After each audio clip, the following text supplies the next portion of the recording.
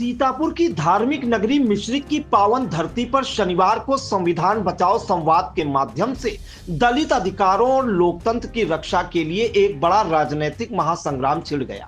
मुख्य अतिथि सीतापुर से कांग्रेस सांसद राकेश राठौर ने भाजपा और सपा की मिलीजुली राजनीति का तीखा भंडाफोड़ करते हुए क्षेत्र में एक नए और ईमानदार नेतृत्व की हुंकार भरी।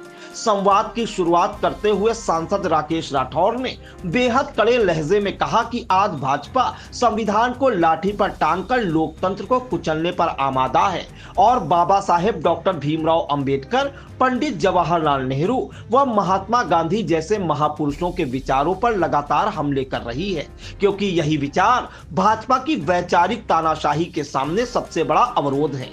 लेकिन कांग्रेस सुनीता चौधरी के नेतृत्व में वैकल्पिक राजनीति का वह रास्ता तैयार कर रही है जो भाजपा के इन मंसूबों को कभी पूरा नहीं होने देगा। कार्यक्रम को संबोधित करते हुए सांसद राकेश राठौर ने क्या कुछ कहा, आइए आपको सुनाते हैं। दिल्ली यूनिवर्सिटी के अंदर प्रोफेसर सुजीत कुमार के उन्हीं के छात्र का जहां तमाचे मारते हैं, प्रोफेसर रतन लाल के साथ अपमान किया जाता, अपमानित किए जाते हैं। और ये वो लोग हैं जो बहुत कुछ देश और समाज और दुनिया के बारे में जानते हैं।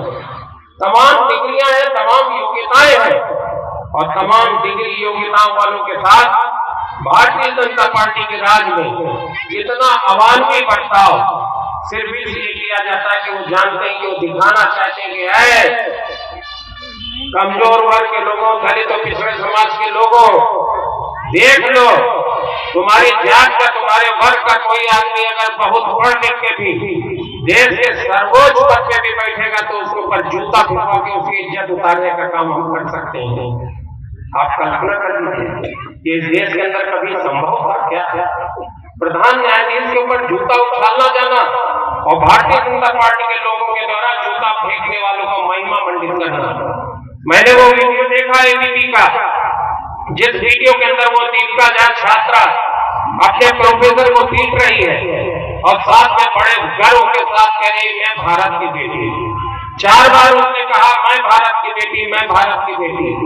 अगर आप भारत की बेटी हो तो मार खाने वाला पुरुष प्रोफेसर तुम्हारे पिता की उम्र के समान का गुरु, क्या वो युगांडा का पुरुष है क्या?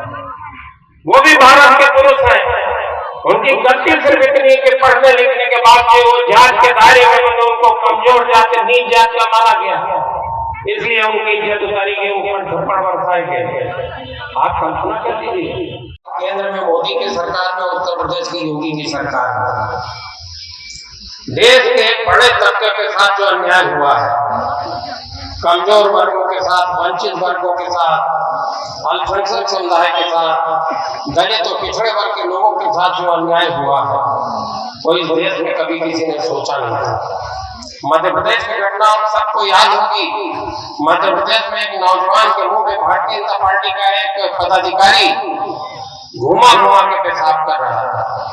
आप कल्पना करो, स्वतंत्र भारत के देश, आजाद भारत के इतिहास में यह संभव था कि किसी के मुंह पे पेशाब करते समय कोई वीडियो बनवा ले। अभी शाहजहांपुर में मेरी जात के एक नौजवान को जूते में भर के पेशाब पिलाई गई। काकोरी में रामपाल रावत को पेशाब चटवाई गई और इस तरीके से बहुत सी घटनाएं।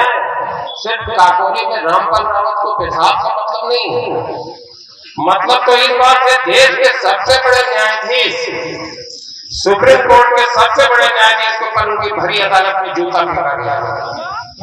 अब ये कल्पना के बाहर की बात है कि देश का जो सर्वोच्च पद पे जो बैठा है, देश सुप्रीम कोर्ट के न्यायाधीश, प्रमुख न्यायाधीश, जो राजपथ को शपथ ग्रहण कराते हैं।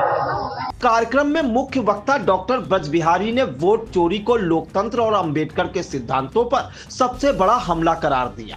जिला पंचायत सदस्य और कार्यक्रम की आयोजक सुनीता चौधरी ने क्षेत्रीय विकास का मुद्दा उठाते हुए भ्रष्टाचार के खिलाफ युद्ध का ऐलान किया। आईपीएफ नेता सुनीला रावत और किसान नेता शिव प्रकाश सिंह ने भी कार्यक्रम को संबोधित किया। कार्यक्रम की अध्यक्षता जिला महामंत्री हसीना खातून ने की। डॉक्टर आरपी वर्मा, राजेश पाल समेत बड़ी संख्या में प्रधान, पूर्व प्रधान और बीडीसी कार्यक्रम में मौजूद रहे।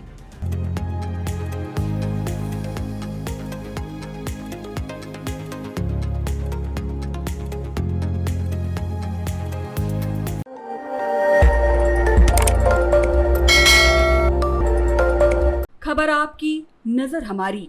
देखते रहिए आई इंडिया।